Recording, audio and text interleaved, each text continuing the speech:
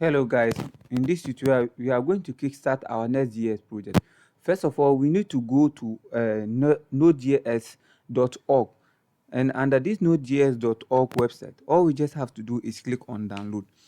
When you click on download, we'll scroll downwards and click download this one, which is our Windows installer. So you would click on the Windows installer for it to download the package for you. After the package is being downloaded, all you just have to do is open it up and install it. So after the installation, now we need to go to the Next.js website, which is nextjs.org. So under the nextjs.org website, all we just have to do is copy this command, which is npx create nextjs at latest. So you copy this command. Now let's open the command prompt, and in our command prompt, let's navigate to our desktop. So cd, I want to create a folder on my desktop, so I'll cd into my desktop. Now let me create a file.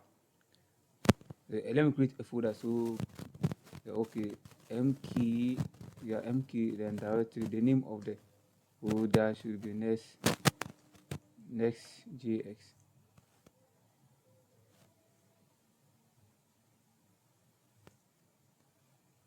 So now cd into the next.js.